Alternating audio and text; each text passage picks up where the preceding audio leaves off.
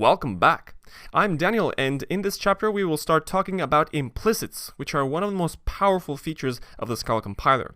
Now, implicits are a form of kind of magic that will allow us to implement more robust frameworks and intuitive APIs and advanced functional programming concepts, and even enrich existing libraries and types. Now, this video will serve as more of an introduction and teaser, and then we'll dig really deep into this magic. So, in our IDE, now that we've started a new chapter, I want you to go to the lectures package and create a new package specifically for this chapter. So let's call this part 4, implicits. And in the newly created part 4 implicits package, I want you to create a special Scala application. Let's call this implicits intro. Of course, make this an object, and as usual, extends app. Cool. So, I'm going to start with a couple of examples. Have you ever wondered how things such as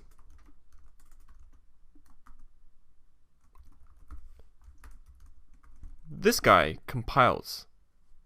From what we know about methods so far, we know that operators act as methods in which the first operand is the instance whose method this is, and the other operand is the argument. But unfortunately, there is no arrow method on the string class, and there's also no arrow method on an int class, or on any other class for that matter. Now, if you take a very careful look here under the arrow here, we see a slight underscore, which is an indication by the compiler that this is an implicit method, or a method of an implicit class. So we see that this def arrow here is a method on a very weird class called arrow assoc, which is an implicit class. Now, the implicit keyword here will allow for some kind of magic that will turn the first argument here, in our case this string, into an arrow assoc instance, and then it will call the arrow method on it with the argument, and it will return a tuple. We'll find out more about how implicits and conversions work, but first, let's go through an example. So say I have a small case class called person with a name, which is of type string. And it has a small greet method, which is a string saying, "Hi, my name is name." All right, so very simple. Now, I'm going to write a method which converts a string to a person with that string as its name. I'm going to call this from string to person.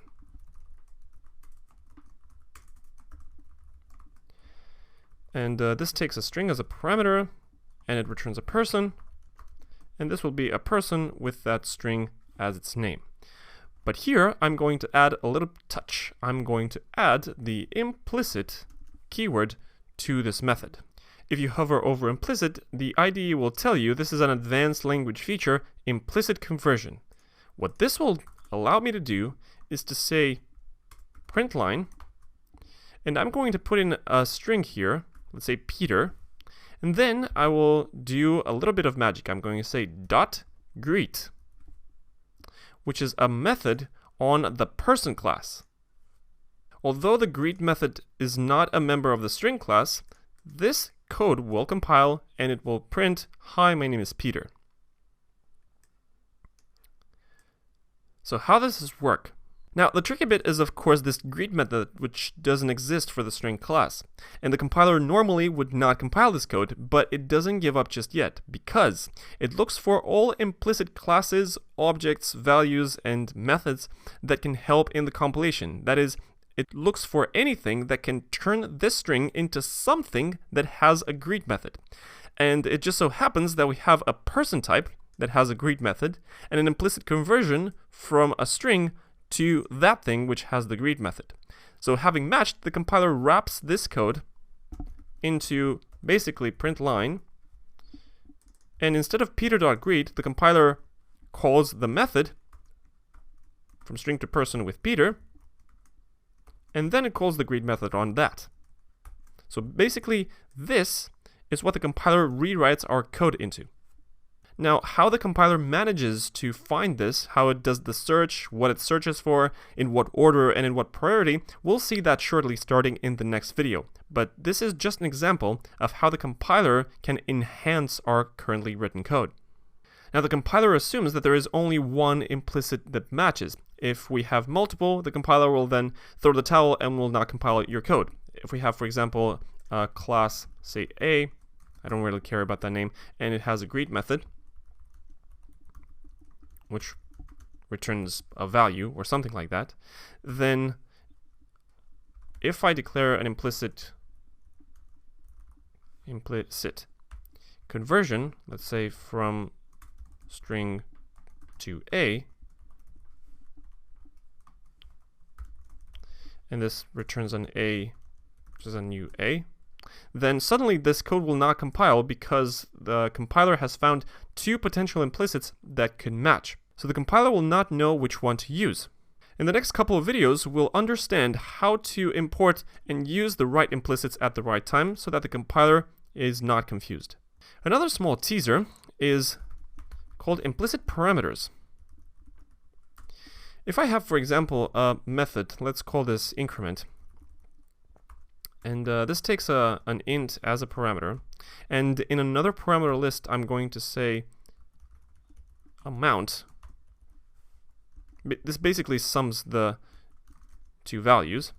I'm incrementing x by amount, but with a catch. If I make the amount parameter implicit, and later I create an implicit val default amount, which say is 10 or something like that, then I can simply call increment with the value 2. And the default amount here will be implicitly passed by the compiler as the second parameter list. We can also use the second parameter list if we want, but if we omit that, we can let the compiler fetch an implicit value to replace it with. This is a different mechanism than default arguments.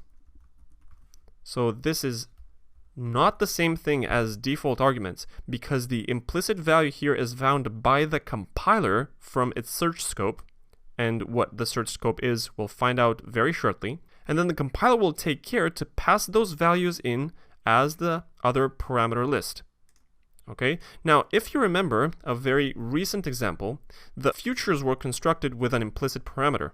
If we go back for a second to our futures and promises, if we take a look at future.apply, apply takes an implicit parameter list with an executor. And when we import Scala concurrent execution context implicits global, global is an implicit val which the compiler then can see, and then it can pass it back to the future.apply method.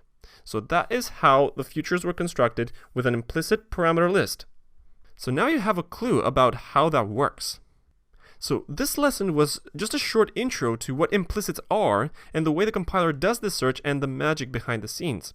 Starting in the next video, we'll see how and where we will store and use implicit values and have more control over this magic. I'm Daniel, see you there.